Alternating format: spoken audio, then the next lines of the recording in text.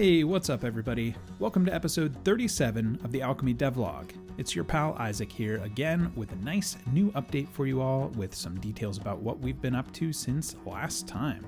It's been a month since the last devlog. We took some time away from the devlog to focus on some kind of bigger back-end changes that we had going on. But I'm back. We're here with a new update. In this episode, I'm going to talk about some really cool new stuff like Patreon integration. We have Patreon integration with a couple of partners right now. We've got some new trackers for tracking the stuff you care about and maybe even the stuff you don't care about in your games. We have some big marketplace updates to help you find the cool stuff to buy on our marketplace. We have a few new game systems out there that I think everyone is going to love. And we just might have some system builder news in here as well. Plus, there's over 30 other changes that are just too small or mundane to go through in here, so I encourage you to check out the release notes for a full list of all the goodies. As always, I'm going to take some time to go through what we're working on next, what you can expect out of us in the next couple of weeks before the next devlog, and I'll go through the questions and answers that have come in since last time. With that out of the way, let's dive in.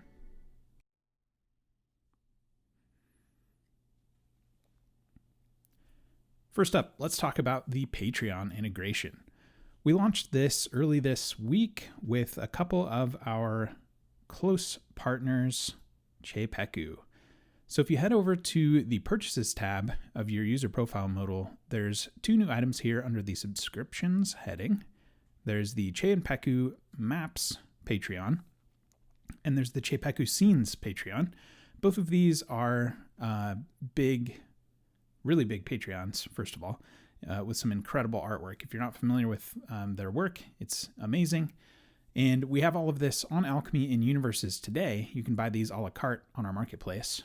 But if you're currently a Patreon subscriber or supporter of them, member of those Patreons, you can connect your Patreon account with Alchemy to unlock all of that content in just a couple of clicks. So I'm already signed into one of my Patreon accounts here on this version of Alchemy here, but if I go ahead and just click this connect button, it's going to take me over to patreon.com after it flashbangs me, and then I will click allow, and that's going to authenticate with Patreon and connect it to my Alchemy account.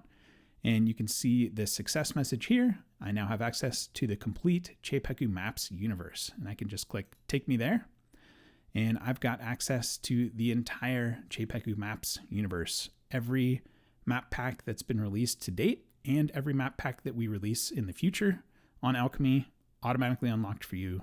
No intervention required on your part. It's all just there as long as your Patreon subscription is active.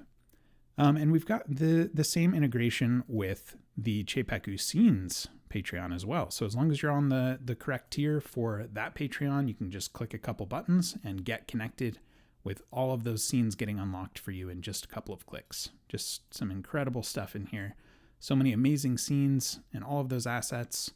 1,397 of them for the scenes. I think the maps is something like 5,000 right now. Let's take a look, actually. 5,810 maps in here at the moment, assets. So very cool, awesome stuff. And saves you all a lot of time getting those things connected. We have one more Patreon connection in the works currently. That's for the Chepeku Sci-Fi Patreon, which has their sci-fi maps. And we built this in a way to open it up for other Patreon creators. So if there's any that you want to see, head on down to the comments below and let us know who they are. While we were in here, there are a lot of assets and a lot of scenes. So we took some time to polish up the universe experience and make these scroll really nicely. So we've got some pretty significant performance improvements and other bug fixes to universes while we were at it. So that's the Patreon integration. I hope you like it. Let us know, like I said earlier, let us know what other Patreons you'd like to see us connect with, and we will see what we can do about that.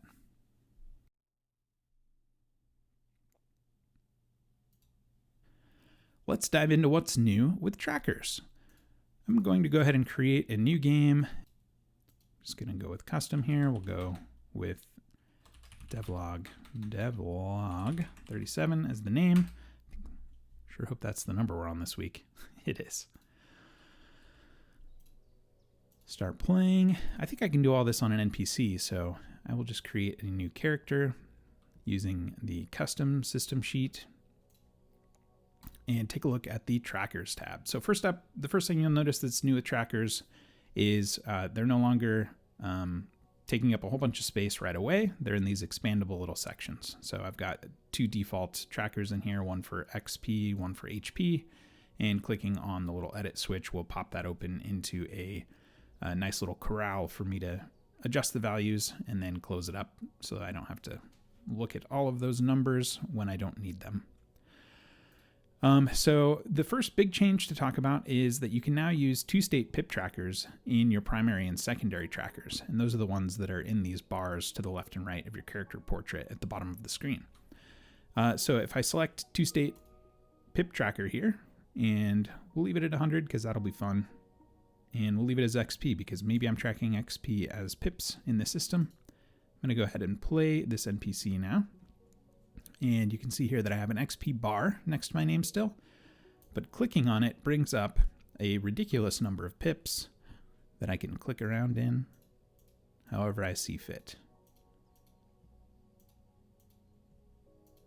If anybody can come up with a way to make Minesweeper in here, that'd be pretty fun. So you can track these pips in that tracker, and when you save it, we do kind of an approximation in that bar of how filled it is. And then you can come back in here and adjust things.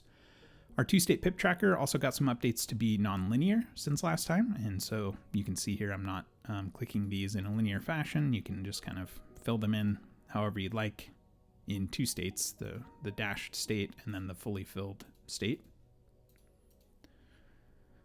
Useful for many games. The other new type of tracker that we've rolled out is a tag tracker. So I'm going to create one here and select the tag picker tracker type. I'll give it the green accent color. This automation identifier, this used to be called category. This is things like health, experience, luck, custom. In some cases, we target these for certain things like HP changes or for mapping HP for a character import to the right tracker. I don't think we have a ton hooked up to this yet, but we do have some big plans for the automation identifier. Lastly, in the tag picker tracker, you can add some tag options here. So I'll just go with the very creative options of tag 1, tag 2, and tag 3. And we'll save that. So over here in my trackers panel, I now have a new type of tracker. Creatively named a new tracker. I probably should have called that something more exciting. But as a little tag picker that you can select tags in. So let's say I wanted tag 1 and tag 2 to be selected in here. I just click and set those up, and there we go. I can also enter any arbitrary value I wanted to track in here too.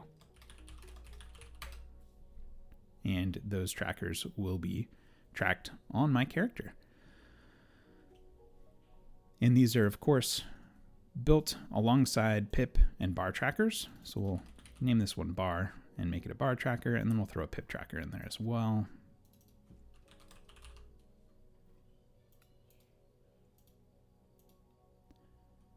So these are all in my tracker panel, and you can just drag and drop to move these around in your trackers panel as you see fit.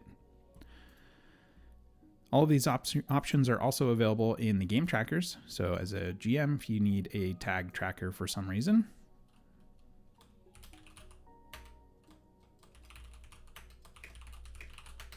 you can create one of those as well in the game tracker section and select from it just as you would on the player side of things.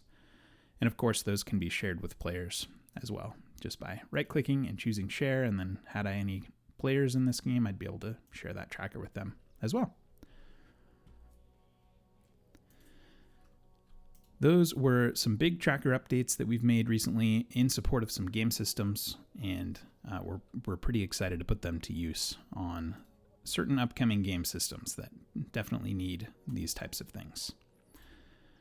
While I'm in a game, one of the other cool things that we rolled out recently is the ability to clear the journal. So there are definitely times where maybe you're a GM and you're in the game and you're doing some prep and you accidentally roll some secrets into the journal and you don't want your players to know, and you have 500 messages in there that you need to get rid of.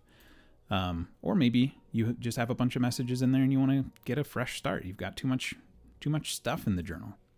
Well, we rolled out the ability to clear all of the journal messages in a game, all from the edit game screen. So just click on that gear and click edit game. And then down here at the bottom in the danger zone, there is a delete button to delete journal history. This is going to clear all of the messages for your game, all of the messages, the roles, the action results, anything embedded in there, images, everything in the journal will be gone after you click this. So make sure you're okay with that. Go ahead and click delete and poof. All those messages are gone on your end. They're gone on your player's end. They're no longer there, so be careful. We have noticed that there are occasionally some performance problems that can be addressed by deleting the journal messages. So if your game has been around for a long time and you have a lot of messages, give it a try if you're interested in doing something destructive like that, and it might make your game run a little bit smoother.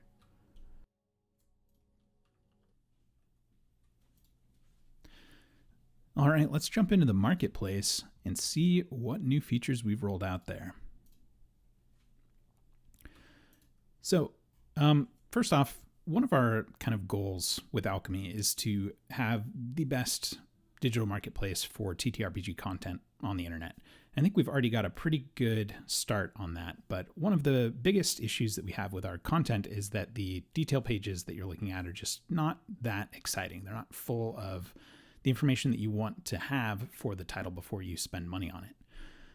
So we've spent a bunch of time overhauling the data backend for our marketplace, and we came up with a pretty cool new way to look at all of the details for a title. So let's take a look at Aetheryke Enhanced.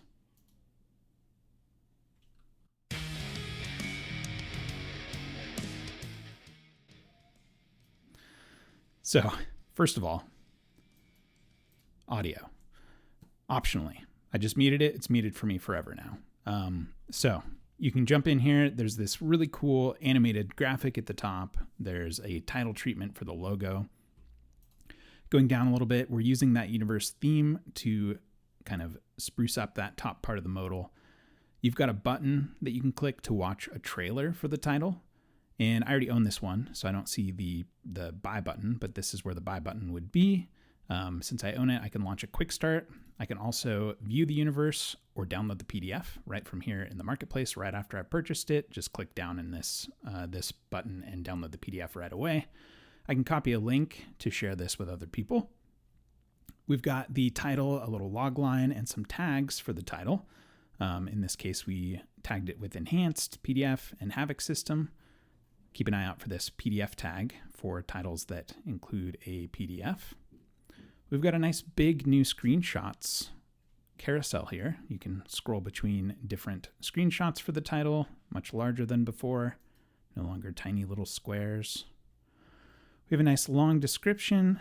This is probably the same trailer that we have up in the button above. I think we'll probably be removing that from the description as we go through and clean up some more data related to this.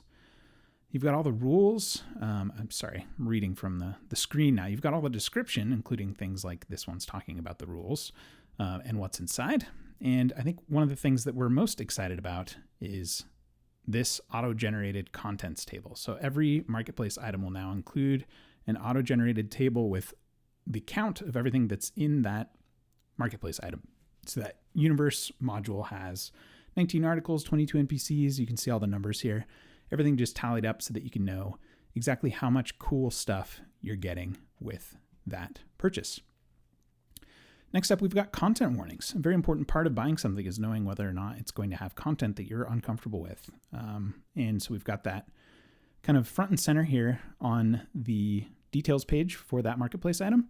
Furthermore, when you go to create a quick start game, it's going to pull in those content warnings automatically. So the game that you start will have all of those content warnings from the start. You can tune them from there, but they'll start with it. Lastly, down here at the bottom, there are links to other titles that are similar, and this is a hand-curated list. Another part of our marketplace that we really kind of pride ourselves on is hand-curating a lot of things. We don't have, creepy algorithmic recommendations that are tracking you across the internet to find out what you might like. We do stuff by hand around here a lot of the times, and this is another instance of that. We're going to figure out what titles are similar to other titles and show you more like this. So in this case, we've got the non-enhanced edition of this game, Eat the Reich, which doesn't have all the enhanced goodies. We've got Borg in here. We'll probably have more as we get there. And then the ever-important legal text at the bottom. So this is live today, and it's pretty exciting. Have a look at some of the titles out there and see if anything strikes your interest. They're not all going to be as fancy as that one. We're going to be rolling out some of these metadata changes in the coming days and weeks, but they still look pretty darn good, even if they don't have all of the fancy business.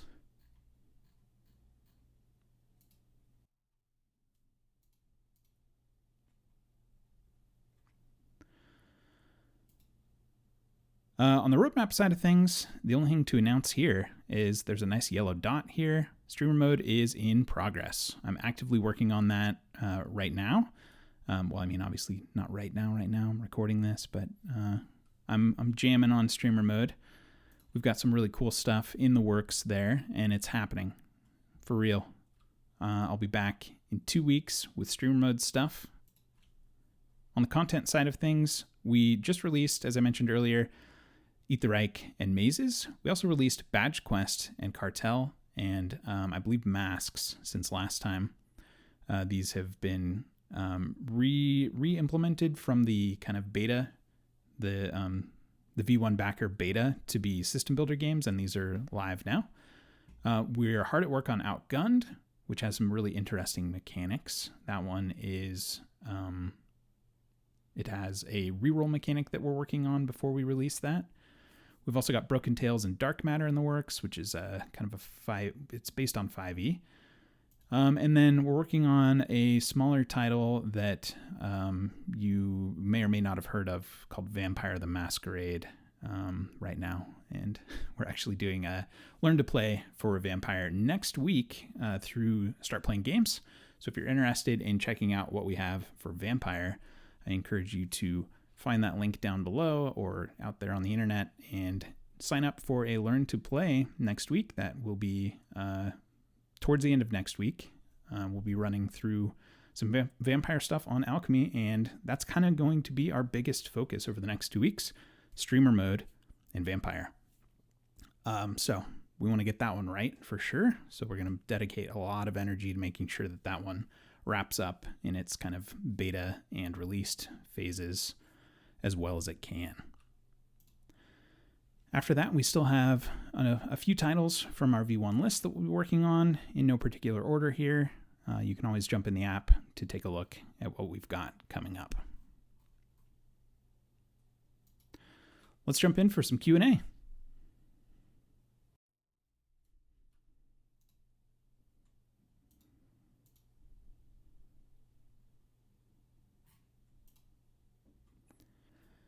Q&A for Devlog 37. First up, we've got Big Smudge with some questions about 5e, Borgs, and magic. First, let me preface by saying thanks for the frequent updates and entertaining devlogs. You're welcome. Glad you find them entertaining. My question has a few parts. Firstly, I understand that there are many new exciting titles the Alchemy team is working on for the V1 release, but can we expect 5e and previously early released systems, like the Borgs, to get any more love, UI or mechanic / backend changes by V1 and beyond? Well, first, I could probably address that one. Yes, I'll probably go into more detail, but yeah, for sure.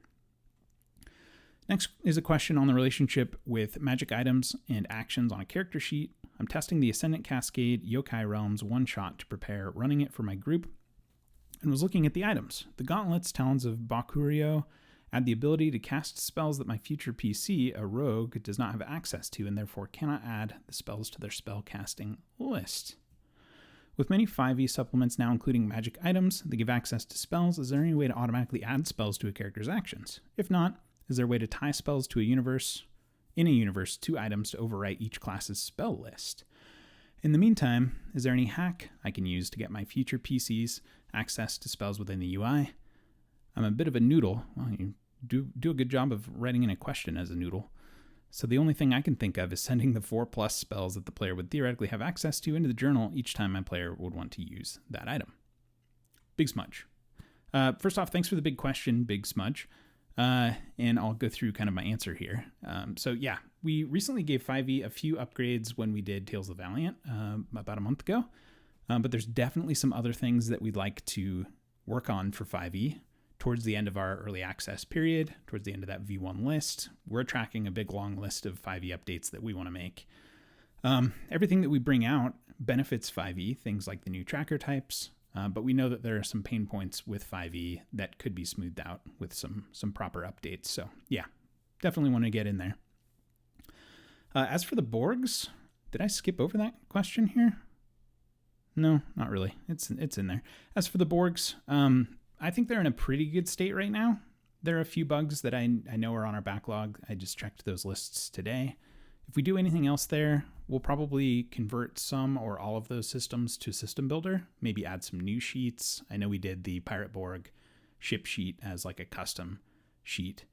So we might do that in a different way in the future. But if you have any feature requests for the Borg systems in particular, head on over to our Discord, and we have a feature requests forum or channel of some sort there. You can post in there if you don't see a post already for your feature request, and we'll get those logged and definitely keep improving those games over time. You can also use the in-app feedback form if you'd prefer to just launch it over in text. As for spells, there's not currently a way to automatically add spells to a character from an item. It's definitely a missing piece for 5e. I know there's a lot of items even in basic 5e that have spells attached to them. So that's definitely something we need to take care of soon-ish. But I think that for your rogue in the future, you have one or maybe two options. And I think we can probably click into a demo to kind of find out for sure. The first option would be they could create the spells by hand. So just by clicking the create spell button at the bottom of each spell level list on their character. And then the second is I think you can just unfilter the list to see all the spells.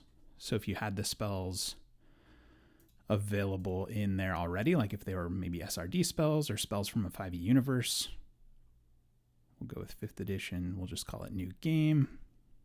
I'll go ahead and add a player.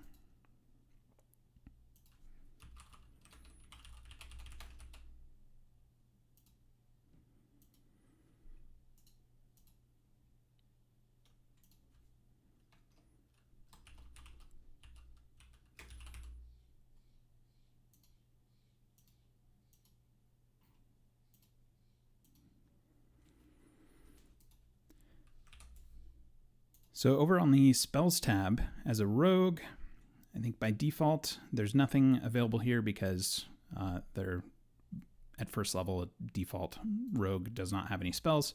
You can select a spellcasting ability modifier, which will open up spells for them. And here's a bunch of spells from the basic rules.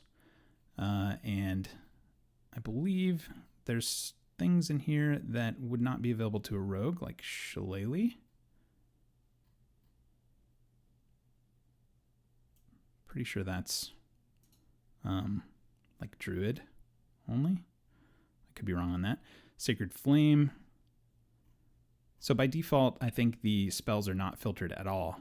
You can't filter by rogue, of course, because rogues don't really have spells. They can select from the wizard list in certain cases, so you could filter down to wizard, and then select from the wizard list, or if you wanted to select from the druid spell list, you could do that way. Otherwise, you can just go into the level of spell that you want to create for the character. Let's say we want to create a first level spell that's not in the basic rules or in any of the universes that you have connected. You can just click the Create First Level Spell button here and make your new spell right in here, filling in, the level, the school, all of the spell details here, including things like the amount of damage it deals and whether it should scale automatically at higher levels, all in here, and then save that, and they'll have that spell in their spell list forever. So I think if it's a basic rules spell, you should be able to pull it from the list. Just make sure to clear those filters if there are any set, or filter it specifically for what class you know it is. Otherwise, create it by hand. Hopefully that's helpful. And thank you for the questions, Big Smudge.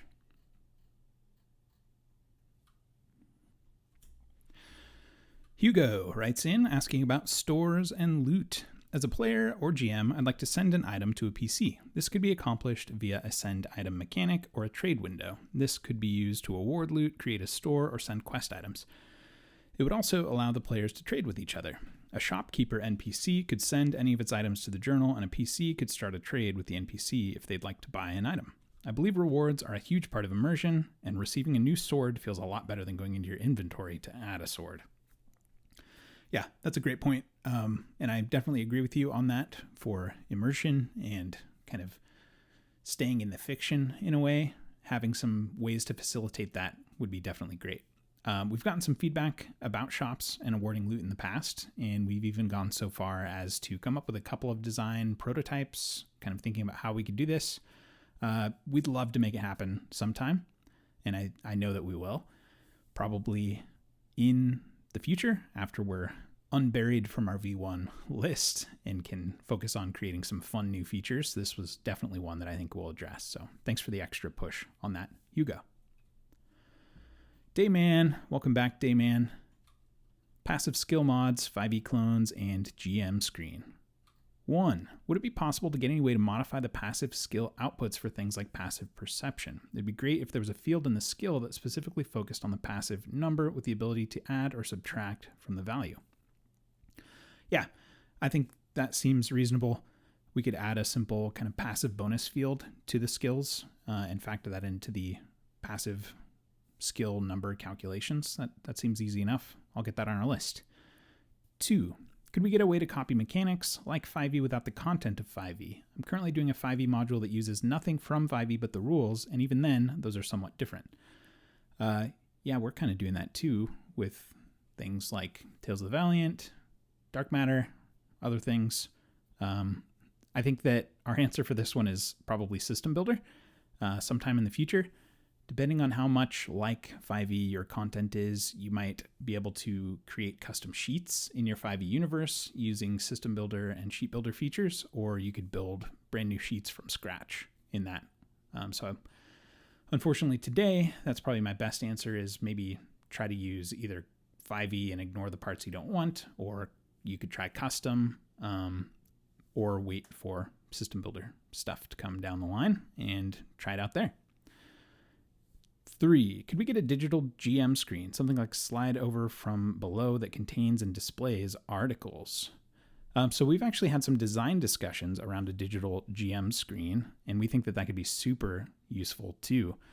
Just even quick reference to some rules. And I love your idea of having it be articles, because we use articles a lot for quick references, embedding in handouts to, show you like a quick rules reference, different things like that. Definitely something that could be useful as a GM to have just kind of a screen of all that stuff that you can just pull up and refer to. So yeah, definitely something that I'd like to explore later on when we're getting out of the early access period. So thanks for the reminder and the push on that one. All right, that's it for the questions this week. I've got one more thing to talk about before we wrap up this episode, and that is System Builder. Those of you who have been paying close attention on our Discord or watching the devlog for a while know that we're hard at work on a lot of behind-the-scenes things for System Builder, and a lot of that doesn't show up in our weekly releases, and it doesn't really show up in our bi-weekly devlogs outside of the new game systems that we release that use those features. But, from the outside, that's just new games. It's not all the hard work that we put into the system builder features. Well, we want to open up the system builder features in a very limited closed beta very soon. And we've actually got a landing page up for that I'm not going to try to do words to you for a URL. Down there in the thing, click the button, alchemyrpg.com/beta. You can sign up for our system builder closed beta. It says here invites will be limited. They will be very limited in the beginning. We will expand it to make this more of a broad thing. We'll go through some phases. The first phase is going to be an extremely limited closed beta with just a few people. We'll kind of test the waters for a little while. And then we'll move into a more closed beta phase. We'll start selecting from the list larger pools of people to test out our sheet builder and system builder features. And then finally, we'll go into more of an open beta where anyone can sign up, probably in the app, just by clicking a button to go and get those features unlocked for their account and start creating their own character sheets and their own systems on Alchemy. So again, the link for this will be down below. Go ahead and enter your Alchemy username, your Discord username, and your email address in here to get on the list. And we will be pulling in a few folks here in the next couple of weeks. Before the next episode of the devlog, I think we'll invite a few folks to start kicking the tires. So hop on in here and check it out.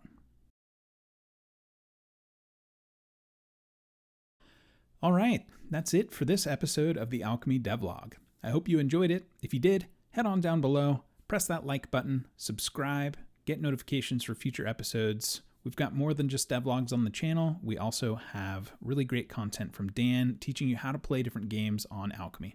Speaking of Dan, he was just nominated for a Crit Award, which I think is really cool. So congratulations, Dan. Go show him some love on our other videos or on this one. He looks at the comments. If you're interested in seeing us collaborate with any other Patreon creators, let us know in the comments and sign up for that System Builder early beta if you'd like to. That's all I've got. Let's go play some games.